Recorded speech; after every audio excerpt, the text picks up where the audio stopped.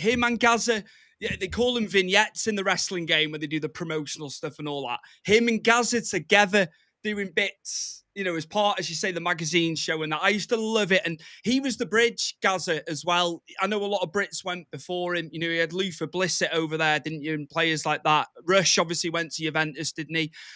But Gazza going off the back of the World Cup and all that, it was him and Gazza together were brilliant, I thought.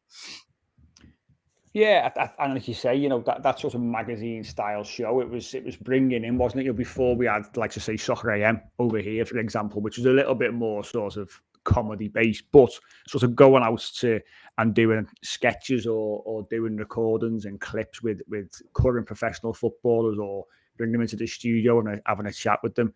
That was the start of us seeing that kind of thing, really. And like you say, Gazza was the bridge. A huge player in this country. Obviously went across and signed for Lazio. Obviously a massive character. And somebody that, after obviously Italia 90 especially, he was loved by the majority of the country as well. So it obviously helped things. Obviously you mentioned earlier, obviously Paul Ince was over there. You had people before that. Obviously we mentioned Platt, and it was Mark Haitley was over there for a time. So AC Milan, wasn't he? You mentioned Luther Blissett. There's been so many players over the years that have gone over there.